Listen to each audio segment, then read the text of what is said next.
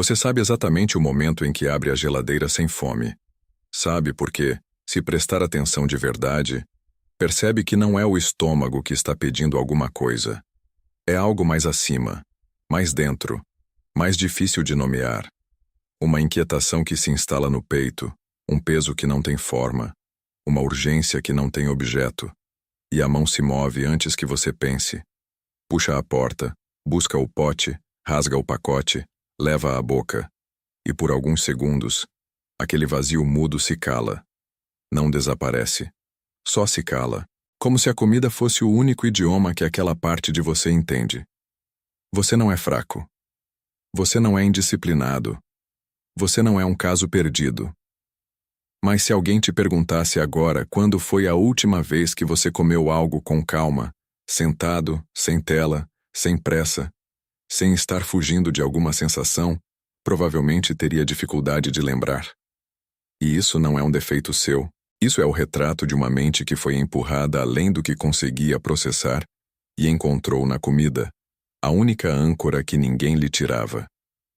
Este texto é sobre esse mecanismo, sobre o que acontece entre o pensamento e a garfada, sobre a engrenagem invisível que transforma a emoção em fome, e fome em culpa, e culpa em mais fome.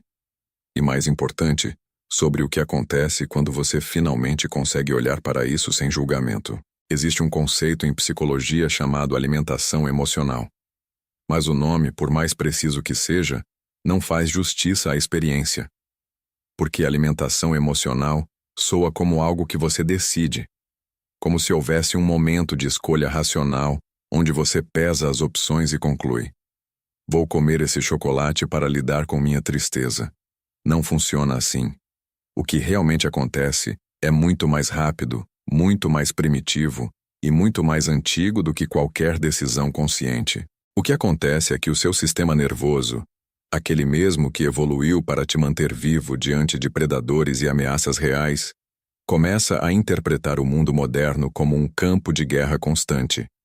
A notificação do banco, o tom de voz do chefe, a mensagem visualizada e não respondida, a conta que não fecha, o futuro que não se desenha. Cada um desses estímulos, individualmente, seria manejável. Mas eles não vêm individualmente. Eles vêm juntos, sobrepostos, contínuos, sem intervalo, sem trégua. E o seu corpo, que não sabe distinguir um leão na savana de uma cobrança por e-mail, ativa o mesmo circuito de alerta. Cortisol sobe, adrenalina circula, os músculos tensionam, a respiração encurta. E aí, no meio disso tudo, o cérebro faz algo que fez por milênios para garantir sobrevivência. Busca a fonte de recompensa mais imediata disponível. No passado, era raro encontrar. Hoje, está a um armário de distância. Está na embalagem que foi projetada com engenharia de sabor, para ativar exatamente os circuitos de dopamina que seu sistema desesperadamente precisa naquele instante. Você não escolheu isso. Você foi conduzido até isso. Pelo ambiente, pela rotina, pela arquitetura invisível de um cotidiano que nunca te deu tempo de aprender outra forma de se acalmar. E aí vem a parte mais injusta. Você acredita que o problema é você, que falta força de vontade, que todo mundo consegue e você não. Essa narrativa foi plantada com tanta repetição que virou verdade interna. Virou uma voz que fala dentro de você toda vez que o prato esvazia rápido demais. Toda vez que a balança confirma o que você já sabia. Toda vez que a roupa aperta e junto com ela aperta também a garganta. Mas essa voz não é sua. Essa voz é a reprodução de um sistema que lucra com a sua culpa. Porque culpa vem de dieta. Culpa vem de suplemento. Culpa vem de programa de emagrecimento que funciona por 2 meses e depois te devolve ao mesmo lugar. Só que agora mais pesado, mais frustrado e mais convicto de que a falha é sua.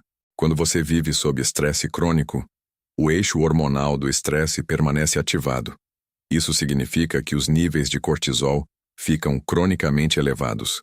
E cortisol elevado faz algo muito específico. Aumenta a preferência por alimentos densos em energia. Açúcar, gordura, sal. Não porque você é guloso. Porque o seu organismo está genuinamente convencido de que precisa estocar energia para sobreviver a uma ameaça que, na cabeça biológica dele, é real. Ao mesmo tempo, o estresse crônico compromete a região do cérebro responsável por controle de impulsos e tomada de decisão consciente. Ou seja, no exato momento em que você mais precisaria de disciplina, a parte do cérebro que fornece disciplina está funcionando em modo reduzido. É como pedir para alguém correr uma maratona com os pés amarrados e depois culpá-lo por não ter chegado ao fim. Agora adicione uma camada que quase ninguém discute: a dificuldade de identificar e nomear o que você está sentindo. Você sabe que algo está errado, mas não consegue dizer com precisão o que. Está triste? Ansioso? Frustrado? Entediado? Solitário? Quando ninguém te ensinou a distinguir essas sensações, o corpo traduz tudo em uma única linguagem: fome. Porque fome é algo que você sabe resolver. Fome tem solução concreta, imediata, acessível. Solidão não tem solução na prateleira do supermercado. Vazio existencial não tem sachê. Mas o cérebro, incapaz de processar a emoção no nível correto, redireciona a demanda para um sistema que sabe atender. E cada vez que esse redirecionamento funciona, mesmo que por minutos, ele se reforça. Vira padrão. Vira trilha neural. Vira o caminho que o impulso percorre automaticamente, sem pedir permissão. Tem outra peça nessa engrenagem que raramente é nomeada: a memória afetiva alimentar. Muitos dos alimentos que você busca nos momentos de desregulação não são aleatórios. São alimentos que carregam uma assinatura emocional. O bolo que sua avó fazia. O pão de queijo do domingo em família. A comida que estava presente nos raros momentos de segurança da sua infância. Quando o presente é hostil, o cérebro busca no passado a última coordenada de conforto que conheceu. Você não está comendo o bolo. Você está tentando comer a sensação de estar seguro. E existe um componente social que amplifica tudo isso no Brasil. A cultura brasileira foi construída em torno da mesa. Rejeitar comida é rejeitar afeto. Comer pouco é desfeita. O come mais é declaração de amor. Quando você tenta mudar seus padrões alimentares, não está apenas lutando contra a bioquímica. Está lutando contra o significado social que a comida carrega no seu contexto. Está renegociando vínculos. E isso é imensamente mais difícil do que qualquer tabela de calorias faz parecer. Aqui é onde a maioria dos textos ofereceria uma solução em 5 passos. Uma lista. Um método. Mas isso seria desonesto, porque o que você construiu ao longo de anos não se desmonta com uma técnica. Se desmonta com uma mudança de postura interna. E essa mudança começa com algo contra-intuitivo. Você precisa parar de lutar contra você mesmo. O insight mais transformador que a psicologia contemporânea oferece sobre alimentação emocional não é uma estratégia, é uma reinterpretação. É entender que o comportamento que você chama de fraqueza foi, na verdade, a melhor solução que a sua mente encontrou com os recursos que tinha. Você não comeu por falta de caráter. Você comeu porque estava tentando sobreviver emocionalmente num ambiente que não te deu outras ferramentas. Isso não é justificativa. É contexto. E contexto muda tudo. Porque quando você para de se tratar como réu e começa a se tratar como alguém que fez o que podia com o que tinha, a vergonha perde parte do seu combustível.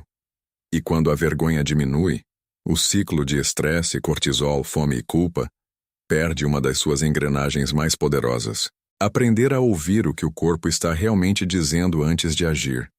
Não é controlar, é perceber. É, na próxima vez que a mão se mover em direção à geladeira, conseguir pausar por 5 segundos e perguntar: estou com fome ou estou sentindo alguma coisa que não sei nomear? Você não precisa ter a resposta. A pergunta sozinha já interrompe o automatismo. Já cria um espaço mínimo entre o impulso e a ação, e nesse espaço mora a possibilidade de escolha que antes não existia.